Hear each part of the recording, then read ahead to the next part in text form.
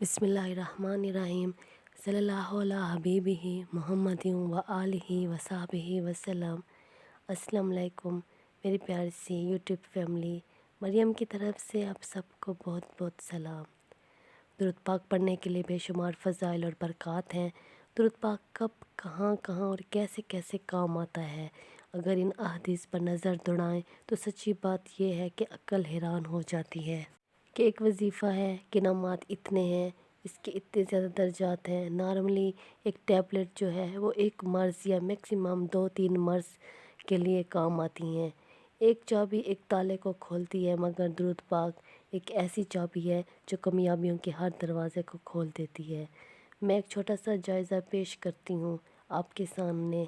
एक मुसलमान होने की हैसियत से अगर मैं आपसे ये सवाल करूं कि बताएं आपको अपनी दुनिया में क्या क्या चाहिए, आखिरत में क्या चाहिए, मरते वक्त आपको क्या चाहते हैं, कब्र में आप क्या चाहते हैं, ये ज़रा ख्याल जहन में रखेगा और आप जो मैं बात करने जा रही हूँ उसको याद कर लेंगे तो इंशाअल्लाह दुरूद पाक से दिलो जान से मोहब्बत हो जाएगी।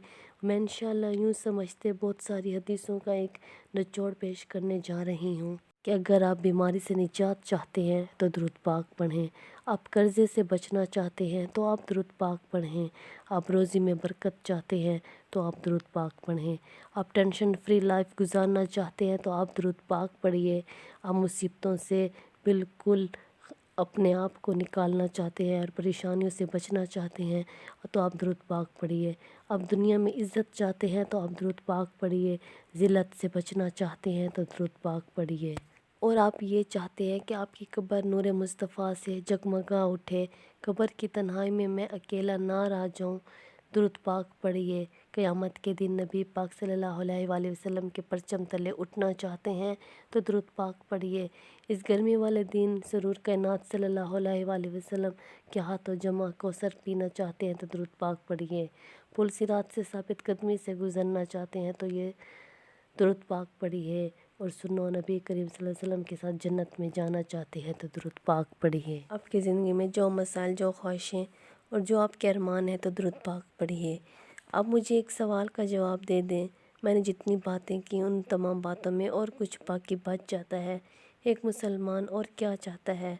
रोज़ी में बरकत, टेंशन ना हो, मुसीबतें ना आएँ, इज़्ज़त मिलती रहे, परेशानों से बचा रहूँ, कर्ज़े में ना डूबूं, बीमारियों से बचूं, कलमे वाली मौत मिले, नबी करीम सल्लल्लाहु अलैहि वसल्लम का दीदार मिले, महशर में आका का साथ मिले, जन्नत में आका के साथ चला जाऊं।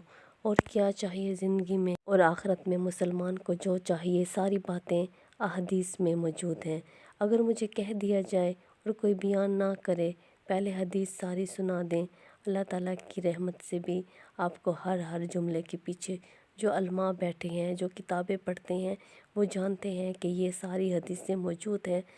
अब प्रॉब्लम ये है कि इतने सारे फ़ज़ाइल हैं दुरूद पाक के, फिर भी दुरूद पाक नहीं पढ़ते, फिर भी दुरूद पाक के लिए वक्त नहीं निकालते। आज मिलाद की इज्तिमा में आए हैं, नात ख्वां हमें पढ़ाते हैं, हम पढ़ लेते हैं नात, फिर उसके बाद मिलाद सब कुछ भूल जाते हैं। बस उसी मिलाद के दिन को मनाते हैं, हज़रत मोहम्मद सल्लल्लाहु अलैहि वसल्लम याद आ जाते हैं, उनके लिए खैरात कर लेते हैं, नात ख्वानी हो जाती है, फिर उसके बाद सब ख़त्म। ऐसा नहीं करना। आपने दुरूद पाक को अपनी ज़िंदगी का हिस्सा बना लीजिएगा। अपनी ज़िंदगी में दुरूद पाक को ऐसे शामिल करें जैसे आप दोपहर का खाना, रात का खाना ज़रूर खाते हैं। अगर ज़िंदगी में किसी की दवाई शामिल है तो वो दवाई याद से पीता है।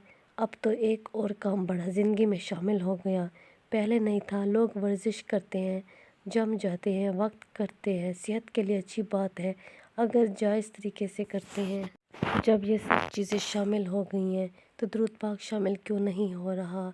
इसका मतलब है वो अहमियत नहीं दी, वो इम्पोर्टेंस हमने नहीं दी है। वरना यकीन करें वो टैबलेट काम नहीं करेगी जो दुरूद काम कर जाएगा।